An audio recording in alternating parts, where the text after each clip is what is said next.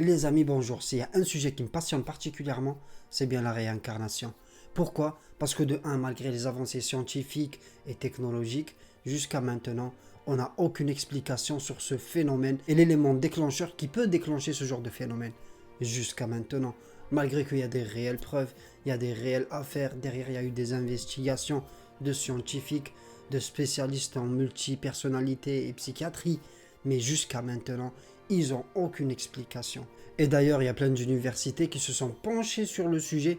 Ils ont carrément des branches dédiées à la réincarnation. Et la première, c'est l'université de Virginie, que Ian Stevenson, c'était le premier qui a commencé à se pencher sur ce genre de phénomène. Et le docteur Ian Stevenson, c'est un professeur en psychiatrie notamment connu pour ses travaux de réincarnation. De 1967 à sa mort, en 2007, il a fut le directeur des études de personnalité et notamment professeur en département de psychiatrie à l'université de Virginie. Mais sa section en lui, depuis 1967, elle travaille toujours. Et ils ont récolté plus de 2000 cas de réincarnation confirmés. Il y a eu des cas où ils n'ont pas réussi à expliquer parce que peut-être déjà la personne qui était morte, elle n'était pas connue. Voilà, c'était une personne lambda. Et même, elle n'a pas laissé de traces derrière elle. Donc du coup, il y a des cas qu'ils n'ont pas réussi à trouver ces personnes-là.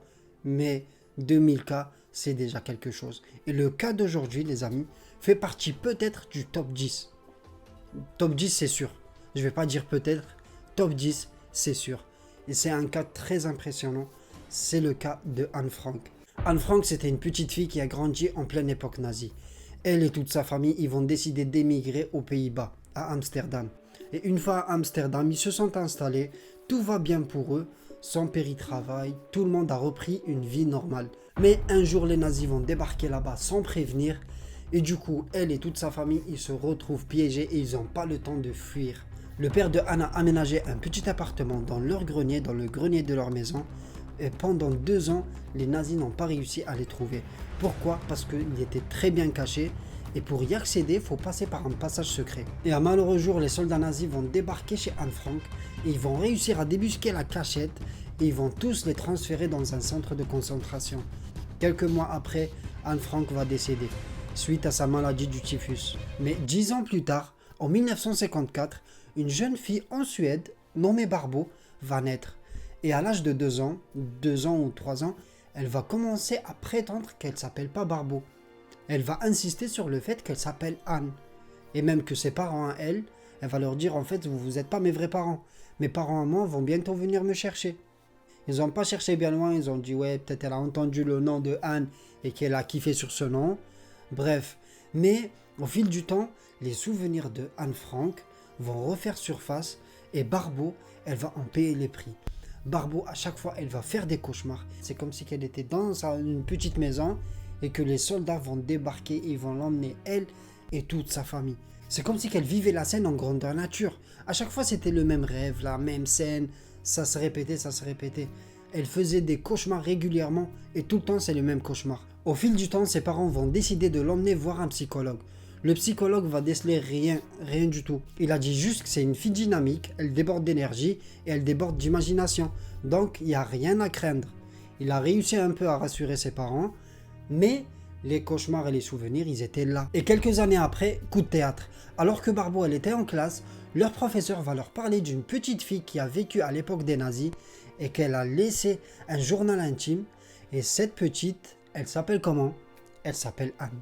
Anne Frank. Là, ça a fait tilt dans la tête de Barbo. Barbo n'a pas voulu parler plus, n'a pas voulu dire ouais, peut-être c'est moi ou quoi que ce soit. Mais elle a trouvé ça vachement bizarre. Donc elle a commencé un peu à comprendre que voilà, faut pas divulguer parce qu'ils vont se foutre de sa gueule, ses camarades. Donc elle a rien dit. Mais une fois chez elle, elle va tout déballer à ses parents. Mais avant, un détail. Le livre de Anne Frank, quand leur professeur a commencé de parler de ce livre-là, il venait tout juste de sortir. C'était une nouvelle publication. C'était vers la fin des années 50. Donc Barbo prétendait être Anne Frank bien avant le livre. Bien avant que ce livre soit publié en Suède. Ça n'a aucun rapport. Et à cette époque-là, il n'y avait pas d'internet, il n'y avait rien du tout. Donc elle ne pouvait pas connaître cette personne-là s'il n'y avait pas réellement un document qui prouve que Anne Frank et Barbo avaient un lien. Et vous allez voir, ça va aller beaucoup plus loin. ça va aller dans des détails de ouf. Et un beau jour, la famille de Barbeau va décider de faire un voyage à Amsterdam. Barbeau, elle était dans tous ses états. Elle était contente. Et une fois à Amsterdam, elle a bien précisé à ses parents qu'elle peut trouver la maison de Anne Frank sans aucune difficulté. Et l'adresse de Anne Frank, elle n'était pas divulguée à cette époque-là. Personne ne connaissait l'adresse. Et dites-vous qu'une fois à Amsterdam, le père de Barbeau va proposer de prendre un taxi. Barbeau a répondu à son père que non, pas la peine. On est à presque 5 minutes de marche. Pas la peine de prendre un taxi. Eh bien, figurez-vous les amis, sans GPS, sans schéma, sans carte, sans itinéraire, rien du tout. Elle va réussir à trouver la maison de Anne Frank sans aucune difficulté. Elle est partie directement, elle n'a pas cherché d'aller de gauche ou de droite ou quoi que ce soit.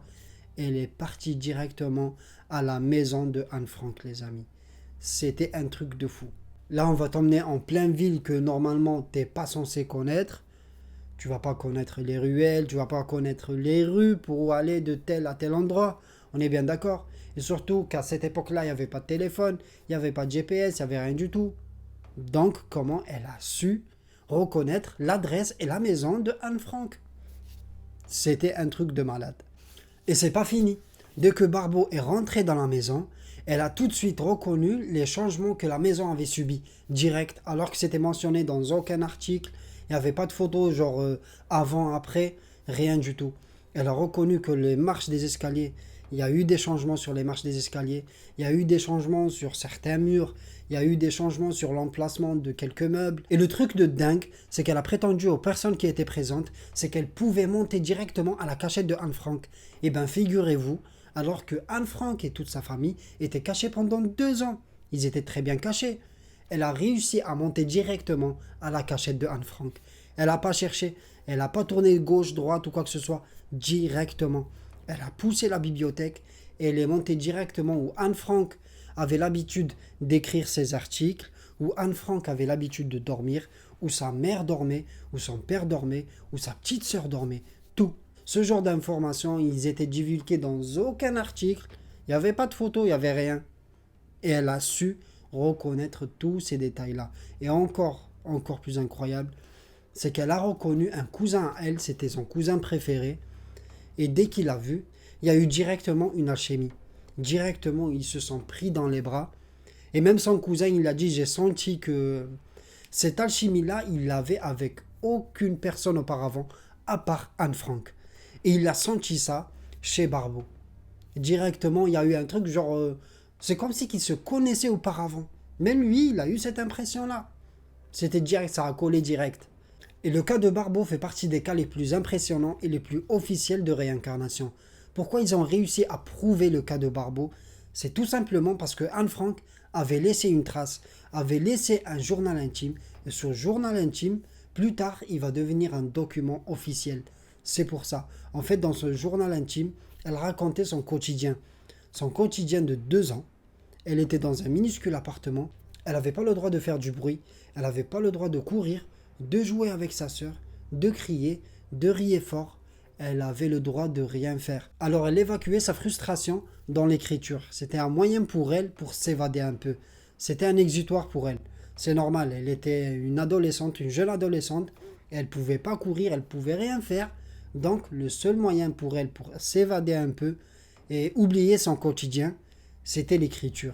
Et le journal de Anne Frank, c'est d'ailleurs le titre de ce livre, va être l'un des livres les plus vendus de tous les temps. Et d'ailleurs, Barbeau et Anne Frank partageaient la même passion pour l'écriture depuis leur plus jeune âge. Et c'est à partir de là que ses parents ont vraiment cru en leur fille, parce que elle a prouvé des trucs que franchement aucune personne sur cette terre ne peut prouver et ne peut prétendre à part elle, parce qu'elle a partagé des réels souvenirs avec Anne Frank. Et arrivé vers l'âge de 15 ans, Barbeau va commencer à perdre un peu la cadence des cauchemars et des souvenirs, des flashbacks qu'elle faisait auparavant. Ça va commencer à s'estomper petit à petit. C'est comme si que son cerveau il va se mettre en autodéfense. Il va commencer à rejeter les anciens souvenirs de Anne. Il va garder que les souvenirs de Barbeau. C'est un phénomène connu dans les cas de réincarnation. Les enfants qui prétendent avoir vécu une vie auparavant, arrivés on va dire à la fin de l'adolescence, ils vont commencer à perdre tous les anciens flashbacks et les anciens souvenirs et cauchemars qu'ils faisaient auparavant. Ils vont les oublier petit à petit. Arrivé à l'âge de 20 ans, 18 ans, 19 ans, il n'y aura plus aucun souvenir, aucun cauchemar, rien du tout. C'est comme si que le cerveau il va se mettre en mise à jour et là il va commencer de zéro, de plus belle et ça sera nickel.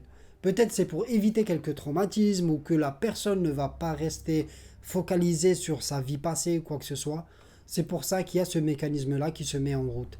Voilà les amis, c'est un sujet qui m'intrigue. Parce que, déjà dans ma croyance à moi, quand tu meurs, on t'enterre et tu attends ton jugement. Mais le voyage d'esprit, il y en a chez les bouddhistes, il y en a dans certaines croyances, mais des fois il y a des cas où réellement il y a des voyages d'esprit. Je ne sais pas comment ce phénomène-là peut se produire, mais réellement il y a des cas de réincarnation qui sont confirmés aussi derrière. Vous voyez?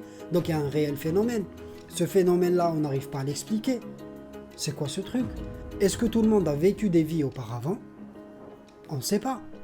Quand on voit des trucs comme ça, il y a de quoi se poser des questions.